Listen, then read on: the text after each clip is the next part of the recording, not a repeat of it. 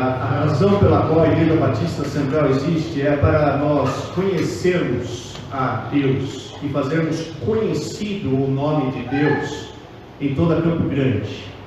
Hoje nós estamos dando passo nesta direção. Hoje nós estamos caminhando para nós fazermos melhor conhecido o nome no Aero Rancho. Você sabe que eu gosto da história de Abraão? Porque Abraão tinha um desafio um pouco maior. Quando ele foi chamado por Deus em Ur dos Caldeus, Deus chamou ele para uma missão e ele disse o seguinte: eu vou fazer que você, através de você e os seus descendentes, todo o mundo conheça o meu nome. Eu acho que o desafio que ele recebeu da parte de Deus, de certa forma, foi um pouquinho maior do que aquele que você recebeu. Deixa eu lhe mostrar porque é um grande desafio para Abraão. Abraão ele estava morando na mansão dele, às margens do rio Eufrates. Ele morava numa mansão, ele era rico, ele era muito rico. Ele provavelmente, se uma pessoa é rica, onde ela monta sua mansão? Às margens do rio ou do mar. Ele estava lá, sentado em sua mansão, às margens do rio Eufrates. Ur não era qualquer cidade. Ur era a principal cidade, provavelmente daquela época, a cidade mais tecnológica, a cidade da engenharia. Você tinha canais passando pela cidade de Ur, que até hoje são admirados pelos engenheiros civis. Ur, uma grande cidade. Abraão estava curtindo sua aposentadoria. Ele tinha trabalhado a vida inteira por uma missão, se aposentar e viver bem com sua esposa. Infelizmente não tinham filhos, não podiam ter filhos. Então eles estavam lá curtindo a sua velhice, quando de repente chega Deus e bate na casa de Abraão. E diz: Abraão, sai daí, eu tenho uma outra missão para você. Sabe o que Abraão estava fazendo no momento que foi chamado? Ele estava curtindo o seu Deus. Abraão era um adorador de deuses falsos, assim como você. Sabe, você às vezes está aqui celebrando, louvando. É esse Deus só que existe mesmo, é esse Deus que eu quero servir. Mas no meio da semana você está lá fazendo seus sacrifícios para deuses estranhos. Seja o conforto, seja a beleza, seja a fama, seja lá o que for. Abraão era um desses. Abraão ele servia de certa forma a Deus, ele conhecia a história da criação, antes que não tinha escrituras naquela época. Então ele tinha ouvido falar do Deus Criador e de todas as coisas que tinham acontecido depois, mas ele estava lá servindo a deuses falsos. Você entender um pouco melhor aquilo que estava acontecendo a Abraão, lembra de onde ele veio? Quer dizer, todos nós. Ele veio de Noé. Deus uma vez olhou para o mundo e não tinha ninguém, não tinha um homem que servia a Deus. Só tinha Noé. Noé tinha a grande responsabilidade de manter o nome de Deus vivo no mundo. Noé, sua esposa, os 3 filhos e as 3 esposas. E aí então Deus destrói o mundo. Começa o mundo de novo com Noé. E sabe o que acontece certo dia, quando o bisneto de Noé chega talvez no final de semana para o churrasquinho na casa de Noé? Ele sabe, tataravô, eu estou construindo uma torre. Não, mas o que você está construindo essa torre aí? Não, eu estou construindo uma torre porque nós vamos ser iguais a Deus. Nós vamos ter um nome sem igual. Nós vamos ser o próprio Deus. Era a Torre de Babel. Você consegue imaginar a decepção para Noé de ouvir o seu bisneto Nimrod falar uma coisa destas para ele? Ele deve ter falado: não, meu filho, Deus acabou de destruir o mundo, eu não botei a história para você de como Deus destruiu o mundo, como eu fui salvo através da arca. Mas Nimrod foi em frente com o seu projeto. E Noé teve a grande decepção de ver isso acontecer. Vieram os descendentes, foram nascendo um atrás do outro, vieram um atrás do outro tendo filhos, até que chegou em Naor, Terá, Abrão. Se as genealogias estiverem certas e sem lacunas nas escrituras, quer dizer que se de fato um teve um filho atrás do outro e você não tem nenhum espaço para os filhos, nós estamos falando de um período de 300 anos depois de Noé. Ora, Noé viveu 350 anos depois do dilúvio. Quando Abraão nasceu, Noé estava vivo. Você consegue imaginar isso? Abraão, ele estava lá servindo os deuses falsos.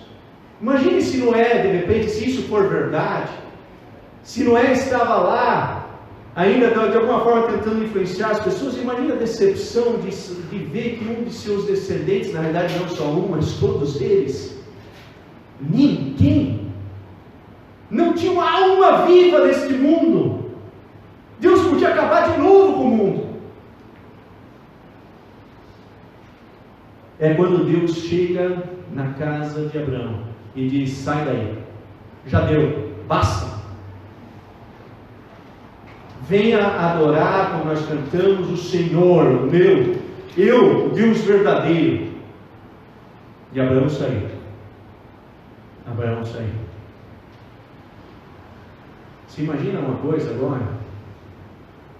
A manutenção do nome de Deus nesta terra dependia de um homem só.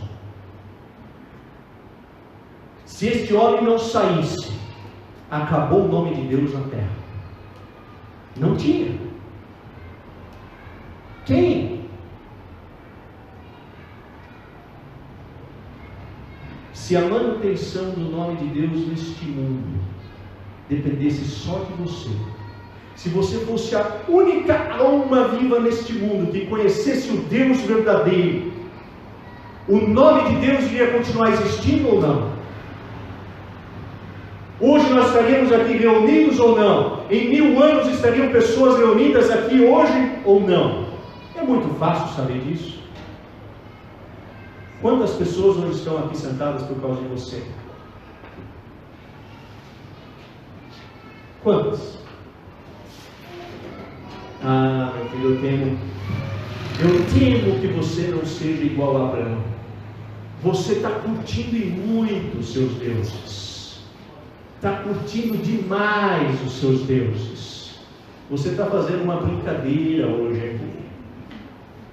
Abraão atendeu a sua missão, a missão de Deus. A missão de Deus, ela sempre chega assim e diz: ei, venha, largue toda a sua missão. Ah, mas Senhor, eu trabalhei a vida inteira para ter minha aposentadoria, para ter essa mansãozinha aqui às beiras do rio Eufrates. Não, larga tudo. Larga tudo. Eu vou dar uma outra missão para você, uma missão totalmente nova para você. Não existe conversão sem você largar toda a sua agenda, toda a sua missão e aderir totalmente à missão de Deus. Amém. Se Deus chegasse na minha casa e dissesse: Johannes, sai daí, e eu dissesse: Senhor, eu batalhei muito para ser professor da Universidade Federal, o senhor não sabe quanto, o senhor não sabe quanto eu tenho isso. Mas ele dissesse: mas sai da sua casa. Não, Senhor, aí está tranquilo. Faz tempo que está na minha agenda sair da minha casa. Faz muito tempo que eu quero mudar para uma outra casa. Isso aí é tranquilo. Quer dizer, se você considera o cristianismo uma coisa como essa, que onde Deus fala assim, ó, sai daí. Aí você diz: olha, tem alguma coisa aqui que encaixa na sua agenda, mas tem outra coisa aqui que não encaixa na sua agenda, Senhor. Então eu vou fazer o seguinte: eu vou pegar aquelas coisas que encaixam, nessas eu vou então sair, vou fazer exatamente como o Senhor quiser, mas nas outras, vamos deixar de lado um pouco. Você não é cristão. Você não entendeu o que é o cristianismo. O cristianismo é largar tudo, largar a sua agenda, largar a sua missão e agora aderir à missão de Deus. A missão, note vocês, que Deus deu a Abraão não é específica. É uma troca isso, não é? Ela não é específica. Deus não dá detalhes nenhum do futuro. Como hoje as pessoas estão em busca disso? As pessoas querem saber o que vai acontecer amanhã, Senhor, revela para mim. Deus não deu nada para Abraão. Por exemplo, ele disse: sai da tua terra. E eu vou para onde, Senhor? Mais tarde eu conto para você. Mais tarde eu conto para você. Você vai ter um filho, Abraão. Mas como, Senhor? Eu estou velho. Estou velho, não posso mais ter filhos. Sara, minha esposa, está velha também. Além de velha, é estéril. Não dá. Como que isso vai acontecer? O Senhor falou: mais tarde eu te conto. Depois nasceu o filho, e Deus disse para ele: sacrifica esse filho seu. Ele disse: mas Senhor, por quê? Mais tarde eu te conto. Nada de detalhes. Nada.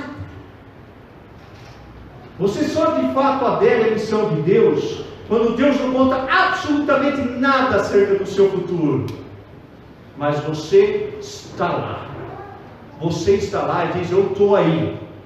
Eu vou estar com o Senhor. Não importa aquilo que aconteça. Sabe aquilo que é mais próximo disso? Daquilo que nós chamamos de cristianismo, daquilo que às vezes nós chamamos de conversão? Casamento. Casamento é uma aliança. Quando eu casei com a Gislaine, eu não sabia no que eu estava entrando. Eu não tinha a mínima ideia. Por quê? Porque aquilo que eu prometi naquele dia era o seguinte: eu vou ser sua. A minha missão a partir de hoje é para você. Não importa se você um dia não for tão bela assim, ou continuar bela. Não importa se você estiver com saúde ou estiver na doença. Não importa se você estiver na riqueza ou na pobreza. Eu vou ser teu e a minha missão vai ser sua. Vai ser servir você. Isso é se tornar cristão. É não saber absolutamente nada do futuro. Não saber nada daquilo que Deus vai fazer com você. Mas você sempre diz: eu vou estar lá. A minha missão vai ser de fato a sua missão. Aquela missão que o Senhor está dando para mim. É uma missão difícil, reconheço. Mas esta é a missão. Note que a missão também é pessoal. A missão é pessoal. A missão é para você. Sabe o que aconteceu quando Abraão saiu lá de Ur? Ele saiu de Ur, mas não saiu sozinho. Saiu a turma toda junta. Todo mundo saiu junto. Papai, mamãe, irmão, cunhada, sobrinho, todo mundo, parentela, todo mundo saiu junto. Daí eles fizeram a viagem de alguns milhares de quilômetros até o norte, tentando ir até a terra onde Deus tinha dito. Acharam um lugarzinho lá chamado Harã, e o pai de Abraão disse: está gostoso aqui, muito gostoso aqui. Olha, os nossos rebanhos, eles sofreram bastante nessa trajetória, vamos deixar eles descansar e reproduzir aqui um pouco. E assim fizeram. Assim fizeram. Abraão não saiu. E aí Deus um dia chegou para ele e disse: Abraão, sai da tua terra, do meio da sua família, e vai para a terra que eu vou te mandar. E no hebraico isso é uma afirmação muito forte de Deus, porque aquilo que Deus está dizendo literalmente é: sai você mesmo. A ideia é que antes ele não saiu ele mesmo, mas ele saiu com a sua família. Ele sai você mesmo daí e vai para a terra que eu te mandar. Sabe, você, muitas vezes, você não cumpre a sua missão, porque você dá desculpa: minha família não quer. Mas olha tanto que a gente andou com a nossa família, olha o tanto que a gente já fez com a nossa família, mas só andou metade do caminho. Está descansando, tranquilo. Deus diz para você: sai você mesmo. Sai você mesmo e vá e cumpre a missão que eu tenho para você. Seja corajoso. Seja alguém que de fato ouça o chamado de Deus e que transforme, faça alguma coisa na sua vida. Sai você mesmo. Vai, faça alguma coisa. Sabe o que Abraão fez quando chegou na terra? A terra é grande. Mas sabe o que ele fez quando chegou lá? Começou a andar a terra. Norte, sul, ele andava aquela terra. Provavelmente toda a região central daquilo que hoje é Israel. Ele andou tudo aquilo lá. Primeira cidade que ele chegou, que ele fez? Montou um altar e invocou o nome do Senhor. Lutero diz que essa expressão invocar o nome do Senhor é o seguinte: ele pregou o nome do Senhor. Ou seja, ele estava agora numa cidade de pagãos. Ninguém queria saber nada de Deus. Todas as pessoas lá eram idólatras, assim como ele, só alguns meses atrás. E ele montou um altar e pregou o nome do Senhor. Foi para a próxima cidade. O que ele faz? Constrói um altar e invoca o nome do Senhor. Terceira cidade. O que Abraão faz? Constrói um altar e invoca o nome do Senhor.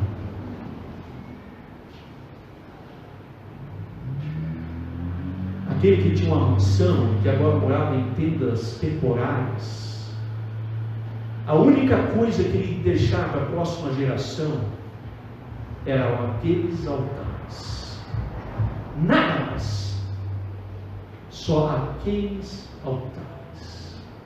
Abraão foi, construiu altares e pregou o nome do Senhor.